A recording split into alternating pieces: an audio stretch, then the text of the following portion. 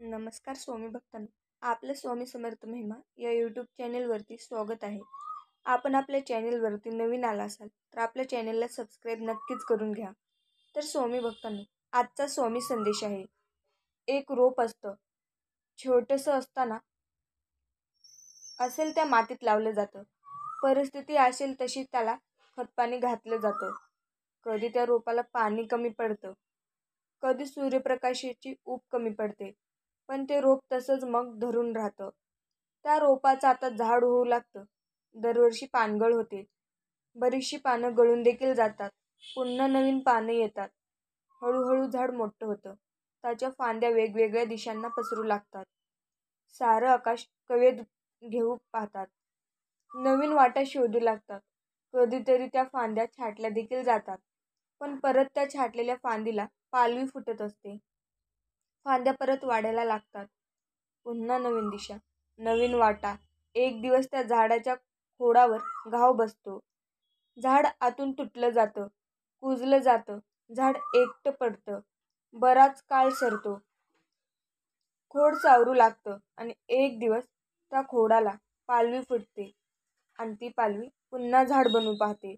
झाड कितीही बदललं तरी खोड तसंच राहतं. ते कधीच बदलत नाही. कदाचित कधीच हार न मानणे ही झाडाची खोड असावी. माणसं ह्याहून काय वेगळी असतात. माणसांची रोप वेगवेगळी असतील. सभोवताली परिस्थिती वेगवेगळी असेल. विचारांचं खतपाणी वेगळं असेल, पण सगळं संपलं तरी पुन्हा उठून लढायची खोड मात्र त्यांच्यात असतेच. माणसांची ही खोड मोडली नाही पाहिजे. लक्षात असू द्या, आयुष्य खूप सुंदर आहे. फक्त आनंदाने जगता आले पाहिजे. परिस्थितीची कल्पना असूनही काहीच न करता येणं जास्त त्रासदायक असतं. डोक्यात खूप सारे विचार चालू असतात, पण समोर कुठलाच मार्ग दिसत नसतो. एरवी सहज वाटणारे पॉझिटिव्ह थॉट्स पण समजायला अवघड होऊन जात असतात. माहिती असतं की हे वेळ पण निघून जाईल, पण त्यावेळी होणारा त्रास, होणारी घुसमट नाही थांबवता येत. आणि कधी कधी सगळं काही वेळेच्या हवालीही नाही करता येत. आपल्यासमोर आपलं कोण पाण्यात गटांगळ्या खात असताना काठावर उभं राहून त्याकडं फक्त बघत राहणं कसं कोणाला शक्य आहे? कळत असतं की तर कुठलंच दुःख परमनंट नाही आहे, पण ती मनाची होणारी घालमेल शब्दात नाही सांगता येत. एक क्षण असा येतो की डोळ्यातल्या अश्रूंनाही आपली दया यावी, त्यांनाही थांबवण्यासाठी विनवणी करावी असं वाटतं. पण सगळं काही व्यर्थच ठरत असतं. तेव्हा जाणीव होते की जे होतं ते चांगल्यासाठीच होतं. हे इतरांना समजून सांगणं सोपं असतं. स्वतःवर वेळ आल्यावर ते आपल्याला कधीच पटत नाही. हीच हतलपता फार वाईट असते. माऊली बोलतात, दुसऱ्यांसाठी करताना सुद्धा आपल्याला झेपेल इतकंच करावं. अनेकदा आपण कोणताही स्वार्थ नसताना अनेकांसाठी बरंच काही करतो, झटतो. प्रत्येक वेळी आपलीच जबाबदारी म्हणून, कर्तव्य म्हणून पुढे पुढे करतो. कोणताही स्वार्थ नसताना. काही माणसं खूप विसरभोळी असतात. एखाद्याच्या पडत्या काळात त्याला साथ देतात. स्वतःचा चालू असलेला वाईट काळ देखील विसरून जातात. आपलं सगळं सोडून समोरच्याला हसवत राहतात, धीर देत राहतात. खरं तर स्वतःच्या आयुष्याला कंटाळलेली असतात, पण समोरच्याला आधार देताना कुठं कमी पडत नाहीत. स्वतःचे दुःख वाऱ्यावर सोडून देतात. समोरच्याला शक्य ती मदत करतात आणि शेवटी समोरच्याला ठीक झाला की पुन्हा सगळं विसरून निघून जात असतात. आपण जेव्हा बेधूतपणे आयुष्य जगत असतो, त्यात हातून काही चुकाही होतात. कदाचित दोष परिस्थितीचा असेल किंवा मग माणसांचा.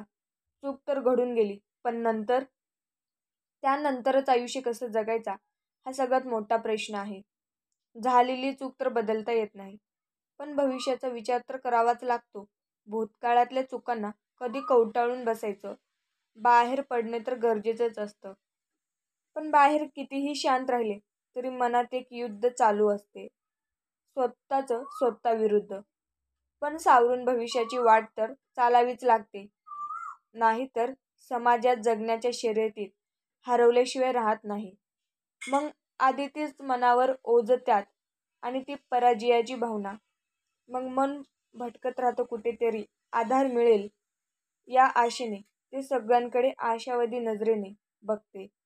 कोणी सावरलं तर ठीक, नाही तर मग परत एकदा तेच चक्रव्यूह उदासीनतेतच, या खोल गर्तेत. जीवन कधी बाहेर येईल की नाही याची शंकाच मग माणूस जगत राहतो. फक्त श्वास चालू आहे म्हणून. त्याला बाहेर काय घडेल हे त्याची मुळीच भान नसते. ते जगत राहतात. पण माळ रानावर त्या सूक्ष्म काटेवर झुडपासारखे, ज्यांच्याजवळ कोणीच फिरत नाही, कायम अल्पित, त्या निवडा रानांसारखेच.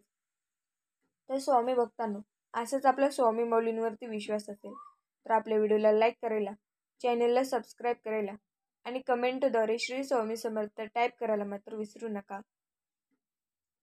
कधीतरी आपल्याला खूप आपल्या आयुष्यातून काही कारण न देता हळूहळू दूर निघून जावे. सगळं काही नेहमीसारखं सुरळीत चालू असतं. नेहमीसारखं दिवस उजाडतो. रोजचंच ते ट्रॅफिक, रोजचंच ते काम, सगळेच ते चेहरे. एक दगड तुम्ही कुत्र्याला मारा, तो लगेच पळून जाईल. पण तोच दगड उचला व मधमाशीच्या पोळ्यांना मारा, त्या सर्व मिळून तुमच्यावर हल्ला करतील व तुम्हाला पळून जाण्यास भाग पाडतील. दगड तोच व मारणारा पण तोच, पण फरक आहे तो एकटे असण्याचा व संघटित असण्याचा. खूप फरक आहे व एकीने राहा, यश आपल्या बरोबर येईल. माऊली बोलतात, लक्षात असू द्या, प्रत्येकाच्या आयुष्यात एखादं पुस्तक असतं जे की अर्धवट वाचलेलं असतं. विषय हा नसतो की ते पुस्तक आवडलेलं नसतं. विषय असतो तो परिस्थितीचा, जे की काही कारणास्तव आपण वाचून सोडून देतो. आणि मग पुस्तक तसंच पडून राहते कुठेतरी अडगळीत, रोज नजरेस पडून. पण वाचू कधीतरी निवांत म्हणून वाचायचंच राहून जाते. नात्याचं पण तसंच. सुरुवातीला प्रेम असते, आपुलकी असते. नंतर परिस्थितीमुळे किंवा जाणून बुजून दुर्लक्ष व्हायला लागते. आणि मग धूळ साचावी तशी अविश्वासाची परत मनात चढायला लागते आणि नात्यात दुरावा वाढतो. मग पुस्तकासारखं नातं पण अडगळीत पडायला सुरुवात होते. त्यामुळे नात्याला हे वेळ हा हवाच. रडणाऱ्या माणसाला आयुष्यात फक्त सहानुभूती मिळते आणि लढणाऱ्या माणसाला स्वतःच्या सामर्थ्याची अनुभूती येते. रडणारे सतत दुबळी आणि परावलंबी बनत जातात. लढणारे सतत सामर्थ्यशाली व स्वावलंबी घडत असतात. जीवनात स्वावलंबनासारखे वैभव नाही आणि परावलंबनासारखे दारिद्र्य नाही. आयुष्यभर लढण्याची फक्त तुम्ही हिंमत ठेवा. स्वामी भक्तांनो, लक्षात असू द्या, वाईट दिवस येतात जेव्हा काहीच करायची इच्छा होत नाही. पूर्ण दिवस ताणतणावात जातो. सगळेच प्रश्न एकाच वेळी समोर येतात. वाटतं का माझ्याबरोबरच असं होतं. मन चिडचिड करतं, राग येतो आणि तो नकळत आपल्या माणसांवर निघतो. पण हे दिवसही जातात, त्यांना थांबवता येत नाही. पण त्यातून स्वतःला सावरता येतं.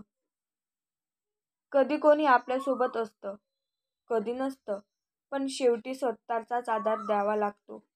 कारण आयुष्य सुंदर आहे. फक्त काही दिवस कठीण असतात. म्हणून लक्षात ठेवा, वाईट दिवस असतात पण आयुष्य नाही. जेव्हा सूर्य एकाच दिवशी 2 तिथी पाहतो तेव्हा एका तिथीचा क्षय झाला असे समजतात. अक्षय म्हणजे ज्याचा शम होत नाही. माऊली बोलतात, स्वतःला स्वतःमध्ये कमीपणा समजणं म्हणजे आपण डिप्रेशनमध्ये नसतो, तर आपण स्वतःमध्ये स्वतःला कमी मानून यातून कधीच मार्ग काढू शकणार नाही. ही भावना आपल्याला खूप तळागाळाला नेते. तेव्हा चालू होते डिप्रेशन. यात माणूस एकटं राहायला शिकतो. अनोळखी व्यक्तीशी माणूस डोळ्यात डोळे घालून बोलायला घाबरतो. त्यातून आतून तुटलेला माणूस एकतर अतिशांत, बुद्ध अवस्थेत जातो, नाहीतर टोकाची भूमिका घेऊन दुनियेची लत्तर तोडायला सुरुवात करतो. या दोन्ही एकमेकांच्या विरुद्ध भूमिका असल्या तरी व्यक्तीचा मूळ स्वभाव काय होता त्याच्यानुसार या भूमिका वागण्यात विरोधाभास निर्माण करतात. शांत माणूस टोकाची भूमिका घेतो, तर दुनियेची तत्तर तोडणारा माणूस अचानक बुद्धावस्थेत जातो. यात आपली मानसिकता ही संतुलन बनवून ठेवण्याच्या नादात विरुद्ध टोकाची भूमिका घेत असते. यालाच आपल्या समाजमान्य भाषेत मानसिक संतुलन बिघडले असंही म्हणलं जात असतं. तुमची मिळकत जर तुमच्या कुटुंबाच्या गरजा भागवणे इतकी असेल तर स्वतःला श्रीमंत समजा. कारण श्रीमंतीची व्याख्या आजपर्यंतच कोणालाच करता आलेली नाही. जेवढ्या संपत्तीचा तुम्ही उपभोग घेता तेवढी संपत्ती तुमची असते. जास्तीची संपत्ती म्हणजे गाढवाच्या पाठीवरील सोन्याच्या गाठोड्यासारखी असते. ओझं सांभाळण्याच्या पलीकडे त्याला त्याचा काहीच फायदा किंवा उपयोग नसतो. खरं तर आयुष्याची गणितं बोटावर मोजून सोडवणे इतकी सोपी असतात. पण भीतीचे आकडे, समाजाची काळजी व क्षणिक सुखाची ओढ अख्खा हिशोब चुकवतात. एक गोष्ट नेहमी लक्षात ठेवा, कितीही कमावून ठेवले तरी बाकी राहते शून्य.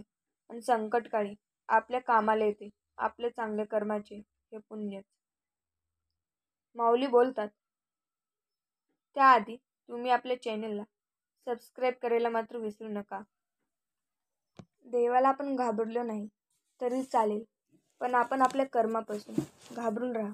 कारण शिव्या किंवा ओव्या, शाप किंवा आशीर्वाद, निंदा किंवा स्तुती, सुख किंवा दुःख यांपैकी आपण जे दुसऱ्याला देऊन ते न चुकता परत आपल्याकडे येणार हा चैतन्य शक्तीचा स्वभाव धर्म आहे.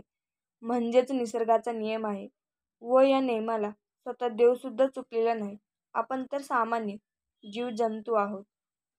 माऊली सांगतात, ज्यांचे कर्म चांगले आहे तो कधी संपत नसतो.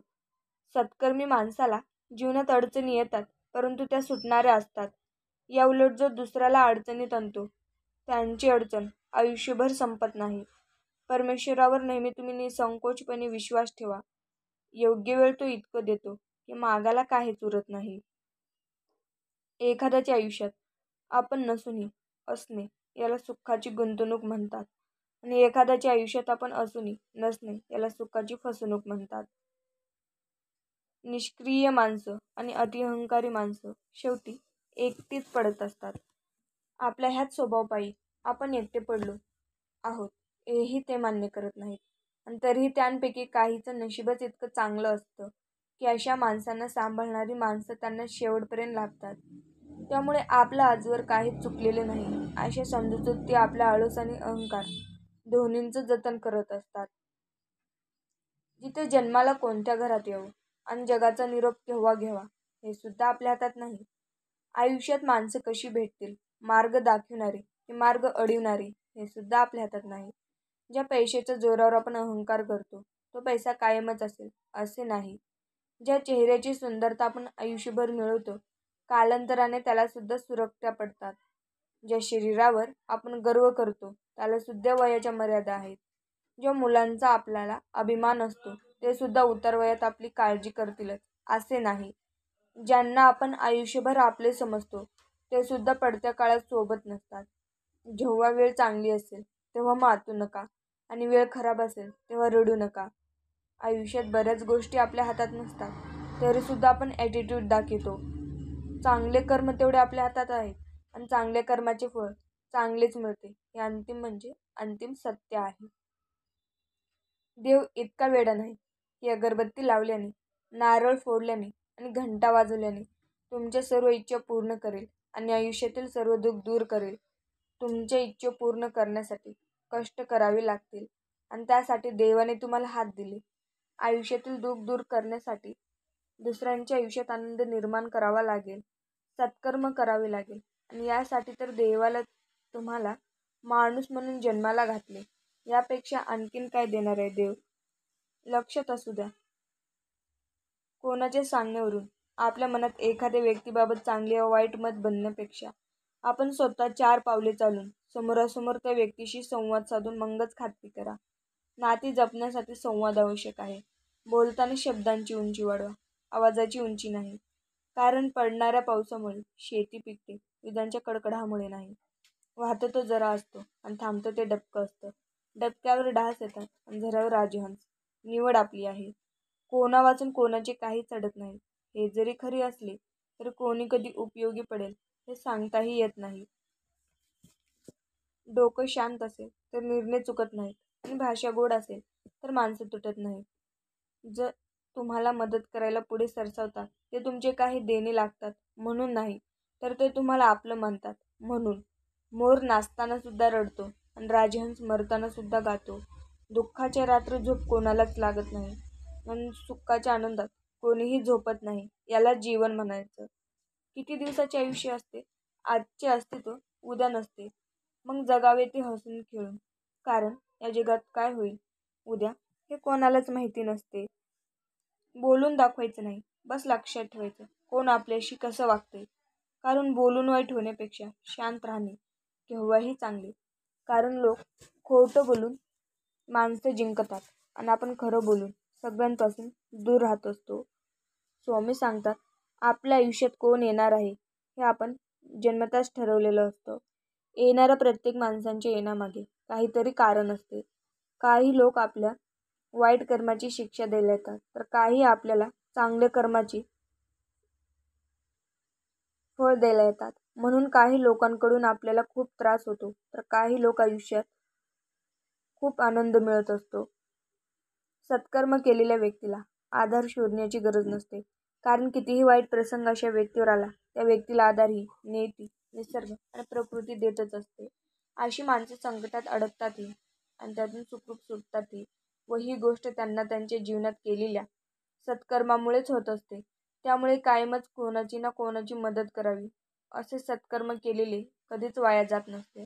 आज ना उद्या भविष्यात त्या केलेल्या सत्कर्माचे फळ आपल्याला चांगल्या स्वरूपात, वाईट प्रसंगात किंवा वाईट समयी हे मिळतच असते. एखाद्याला समजून नाही तर त्याच्या जागी उभं पण राहून पाहायचं. मग समजण्याच्या पलीकडेही उत्तर मिळत असतं. दुसऱ्यासाठी करताना सुद्धा आपल्याला झेपेल इतकंच करावं. अनेकदा आपण कोणताही स्वार्थ नसताना अनेकांसाठी बरंच काही करतो, झटतो. प्रत्येक वेळी आपली जबाबदारी म्हणून, कर्तव्य म्हणून पुढे पुढे करतो, कोणताही स्वार्थ नसताना. तर स्वामी भक्तांनो, असंच आपल्या स्वामी माऊलींचे संदेश पाहण्यासाठी तुम्ही आपल्या चॅनलला सबस्क्राईब मात्र नक्कीच करून घ्या. श्री स्वामी समर्थ.